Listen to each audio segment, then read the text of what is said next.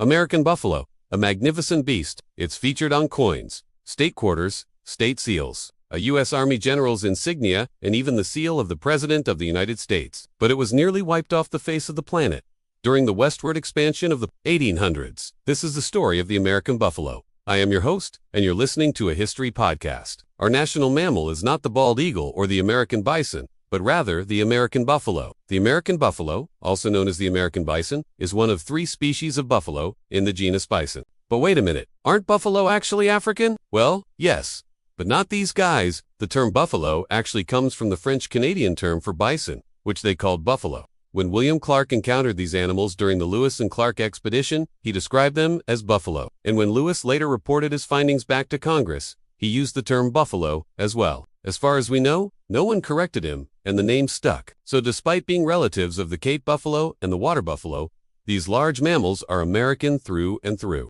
And today, there are 2 surviving species, the plains bison and the wood bison. The Great Plains once teemed with life, both plant and animal. An estimated 60 million buffalo grazed across the continent, making up the largest terrestrial mammal population in North America. There were also an estimated 1 million wild horses on the Great Plains at the time, along with huge populations of pronghorn antelope and smaller numbers of elk, deer, and other species. For thousands of years, the indigenous peoples of the Great Plains relied on the buffalo for all of their needs. Every part of the animal was used, every single part. The hides were used to make clothing and shelter, the meat for food, the bones for tools and weapons, and even the dung for mortar. To the Native Americans, the buffalo wasn't just a source of sustenance, it was a life-giving deity. Some tribes believed that the buffalo had created humans by giving them life with its breath. And when the Sioux prophet, the one who was known as Slow, was visited by the Great Spirit, he traveled in the form of a buffalo. The reverence for the buffalo led many tribes to develop intimate knowledge of the animal, allowing them to predict its behavior. They learned how the wind ruffles the buffalo's fur before a storm, how its eyes react to danger,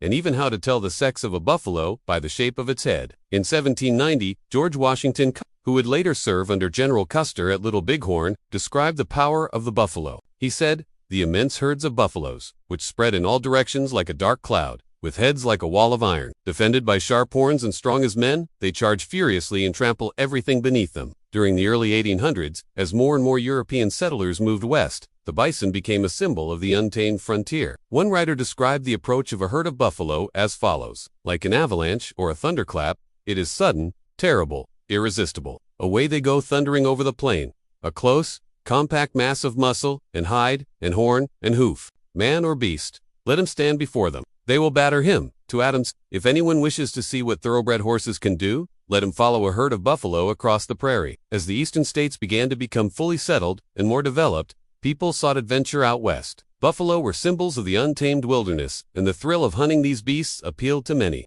Sportsmen headed west, and with them, professional hunters known as buffalo hunters were employed to kill the buffalo so that sportsmen could have something to hunt. This, however, did not have much impact on the massive bison population. The real threat to the buffalo came with the expansion of railroads into the western territories. By 1867, the Union Pacific Railroad was laying tracks west from Nebraska. Following the completion of the Transcontinental Railroad in 1869, more people than ever headed out west. And with more people came more demand for beef. The railroad enabled buffalo hunters to process and ship the meat to eastern markets. At the same time, cattle ranching was becoming a way of life for many in the West. Cattle ranching was most profitable on the open range, the very land the buffalo had roamed free on for millennia. And so the cattle barons wanted the land to themselves. So it was decided that the buffalo had to go. The efforts to wipe out the buffalo took on many forms. Professional buffalo hunters would specifically target the breeding pairs, meaning that even if a small number of buffalo made it through the winter, the next year there would be fewer calves and the population would continue to dwindle. Sometimes entire herds were wiped out, only to be discovered weeks later floating in the ice-jammed Little Missouri River, victims of the harsh environment and starvation. Government agents working in the Indian Territory, now Oklahoma, paid buffalo hunters per hide to kill as many buffalo as possible, though some reports indicate that certain quotas were sometimes impossible to meet. And so some agents resorted to killing the buffalo by other means. One agent wrote to the Commissioner of Indian Affairs saying, "We are killing the buffalo by thousands. The Indians are killing them by hundreds. The railroad is killing them by tens. But still they seem to multiply. We have concluded that the only way to get rid of them is to kill them all and leave the carcasses to decay. Is this right?" he asked, adding that he himself preferred shooting them, but that the others thought that was too slow and that poisoning was better. And so, the U.S. Army began to use poison, mixing strychnine with the buffalo's favorite food, the bitterweed plant. This killed the adult buffalo, but not the young calves. However, the calves would soon die of starvation. Others, including the noted frontiersman Bat Masterson, advocated simply blocking river crossings with carcasses. When the animals attempt to get down, they would naturally jam the carcasses and so choke the stream that further progress would be stopped and the survivors would turn back. All the buffalo would then be killed and left to decay. By the 1890s, there were fewer than 2,000 buffalo left in the wild, and in 1922, the last wild buffalo east of the Mississippi were killed. These were found in Texas and Oklahoma, and the last one was shot in 1923 in Oklahoma by 2 oilfield roughnecks. Today, there are an estimated 500,000 buffalo in the United States and Canada, mostly on reservations and private ranches. Conservationists have been working since the 1960s to restore the American bison to their historic habitat. Today, the American bison can be found on the reverse side of the nickel coin and the $5 bill. You can even see a wooden carving of the bison on the presidential seal. However, the image of the bison on the seal isn't quite accurate.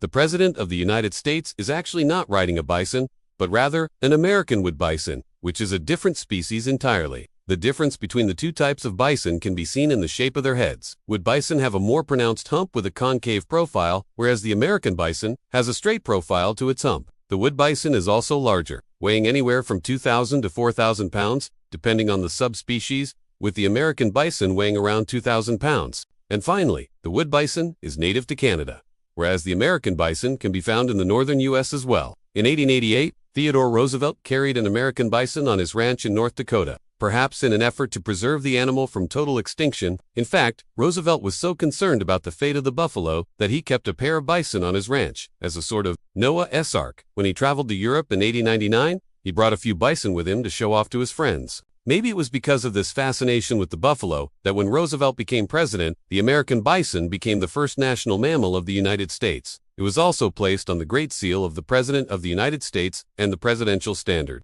And yet, despite all of our admiration for the American bison, the image of the buffalo has become synonymous with. This is likely because of the reference to the buffalo in the song, Oh my, Back to the Sea. After the defeat of General Custer at the Battle of Little Bighorn, a Democratic senator from Massachusetts named George Frisbee Hoar told a story to poke fun at Secretary of War William W. Belknap. Belknap had insisted that Custer's force would never be defeated by a bunch of Indians. Belknap claimed that the only way that Custer could have possibly been defeated was if every single member of the tribe had attacked him at once, and even then Belknap argued that they wouldn't stand a chance. Senator Hoar, replied Mr. Secretary, you might as well tell me that the Secretary of the Treasury would not be caught by a mousetrap because all the mice in his department would stand in a line and pull the string together, or that the Postmaster General would not be ensnared by a net because all the letter carriers would hold up his mail until it should decay. Belknap laughed it off, believing that Hoar was joking. But Hoar was serious, and after he told this story on the Senate floor, the Democrats started calling Belknap a stubborn buffalo. This was the beginning of the buffalo's reputation which seemed to take hold in the late 1800s.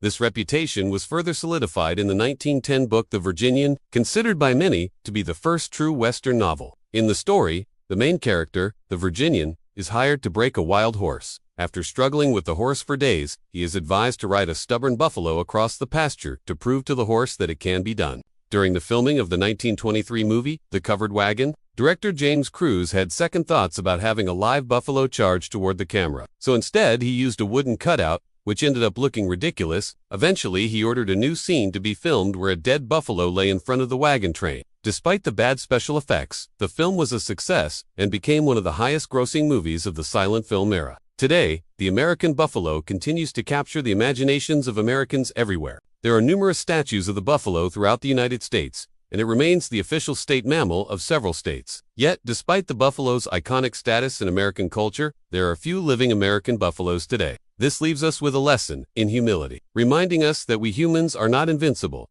and that the natural world is powerful beyond our comprehension. Thank you for listening. If you enjoyed this episode, please consider leaving a review on Apple Podcasts or supporting us on Patreon, and be sure to subscribe so you never miss an exciting episode.